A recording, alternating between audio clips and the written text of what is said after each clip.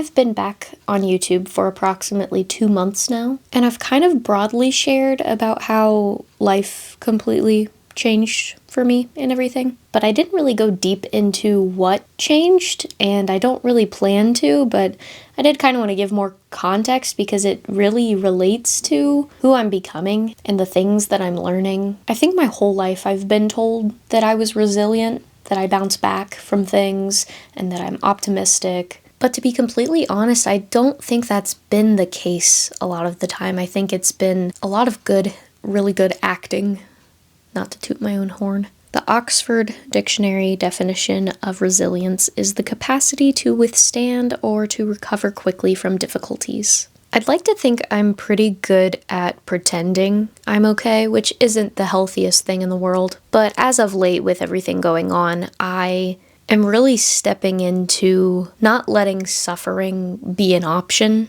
anymore. I talk a lot about my existential dread, and I just turned 28 years old this November. I know some generations will be like, damn, and some generations will be like, you're so young. But personally, with my existential dread, that feels terrifyingly old. And I want so many things for myself, and I want so many things for the people in my life, and I want so many things for the world, that I'm just getting to the point where I'm kind of able to accept and mourn and grieve the things that aren't going my way, and then build a bridge and get the fuck over them. And it's very strange. I think I've talked about my dissociation before. Evie, I need you to stop. I think I've talked about my dissociation before, and that has caused a lot over the years of me being very distant from my feelings and being able to be resilient because I'm actually not feeling the feelings that I need to feel in order to process emotions and move on as a healthy human being should. So basically, briefly, I will just explain where I came from and where I'm at right now. So the beginning of 2024, I moved to Michigan. And over the course of almost 2 years, I really built a life for myself there. I really loved my job. I was doing community theater and making so many friends and so many connections there. I loved the town that I was living in. I loved traveling and experiencing little treasures around that state. Michigan is so beautiful. If you have the chance, go to Michigan and go to the Upper Peninsula. It is like a whole other country. In October of 2025, I was forced to leave Michigan.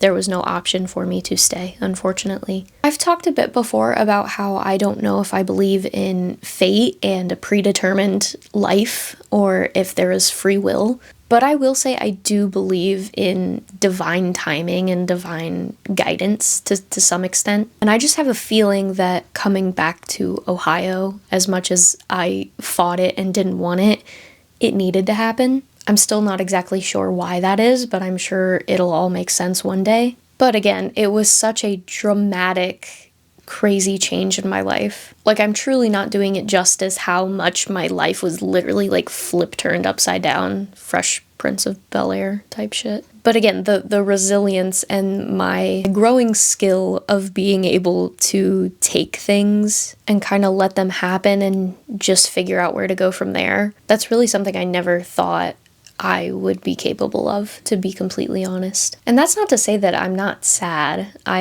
have been sad on and off for a while. I have come to terms with the fact that I no longer live in that place and I am in a different space in all senses of the word, physically, mentally, emotionally, spiritually. But I also just have this growing excitement of the place that I'm about to be in. I think when I first got back on YouTube, I spoke of liminality and kind of a liminal phase of life that rings so true of where I am and what's going on. I don't know that I'm exactly skilled enough to give advice on this yet, but I did just kind of want to share what I have been learning and how I've been kind of like the methods that I'm using to get through things. And I guess it all has to start with acceptance, because I fought it for a while, and when I finally accepted, it hurt so fucking bad. And I let it hurt, and I let it fester, and I let myself get angry, and I let myself feel all of the things that I had to feel, like truly and utterly. And I don't think I've ever done that with a situation like this before. And like I said, it fucking hurt, but it had to be done. It had to be healed. I couldn't just keep glossing over and ignoring. I just realized the shadow behind me does not look very nice, so I'm sorry about that, but that's symbolic. That is symbolic because we've been doing the shadow work. Speaking of which, I am preparing for a video, probably the week after next, about shadow work, and this guy has to do with it because I personally think that Where the Wild Things Are is the ultimate starter guide of shadow work. Stay tuned to hear about my thoughts on that. So yeah, like fully accepting and understanding why, not necessarily why things had to be the way that they were, but just accepting that it happened, and sometimes we won't know why, or we will later know why. I feel like that's a lot of the time in life when we get so angry or so hurt when things happen, we later will realize why they had to happen, and then we are so grateful for those things happening, if that makes sense. At least I personally look back on things and think, oh, this wouldn't have happened if this had not happened, and I'm so glad that happened because my life right now is very nice. And then from there, I think rebuilding is the next step. Not putting pieces back together, because they won't go back together the way that they were. You have to build something completely new, which sucks so fucking bad, again. But it can also be so exciting if you have the drive and you let yourself feel excitement, because you're allowed to feel excitement even in uncertainty. In all honesty, you probably should, because what is the point of being scared when you could be excited? And then kind of on the path of rebuilding, I wouldn't call it hope necessarily. I don't really like the word hope.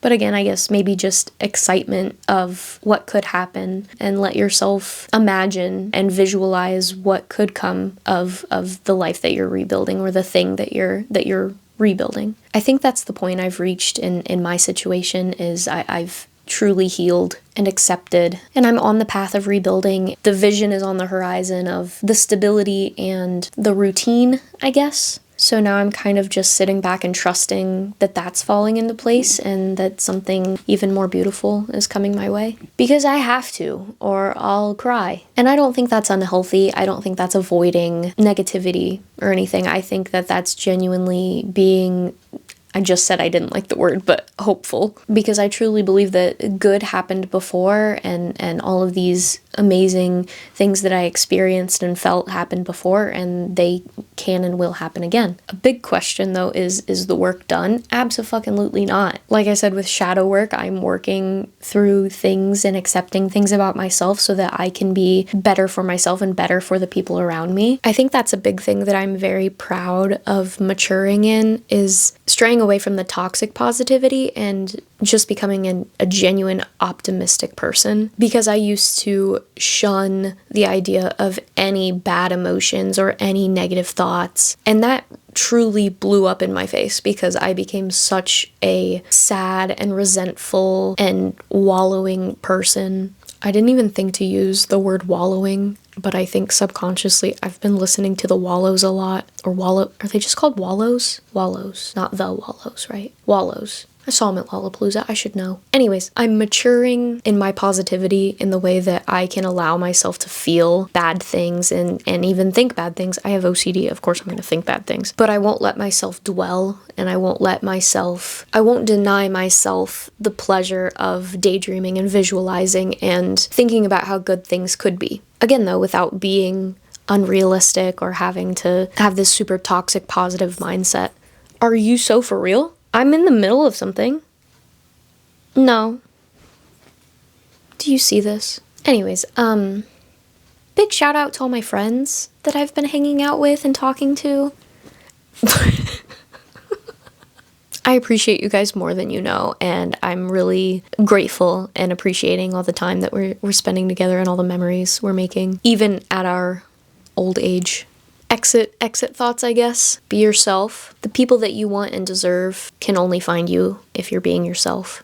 There is no set amount of time that you need to give yourself to move on from something. You might take longer than people expect. You might move on way quicker, and you don't owe anybody an explanation of why that is. Another message I've been getting from those silly "this message is for you" YouTube tarot reading things. I've had the Hermit and the Fool on my wall for years. The Hermit is taking time to themselves and figuring things out, and the Fool is content with the healing and the loneliness, and is taking a leap of faith. So that's how I feel right now. All of that being said, thank you so much for hanging out with me and chatting with me. I would love to hear your thoughts in the comments. I hope this helped you or guided you in some way. Until next time, I'll see you next week. And where there is love, we will live on. Where there is not love, we must provide it. Evie, say it with me. Where there is love, we will live on. Where there is not love, we must provide it. I don't know why I've been doing the thing where I cover the camera lens at the end of the video, but that's what we're doing. Boop it with your nose. Woo. Okay, bye. I'm sorry if the lighting was bad. Bye.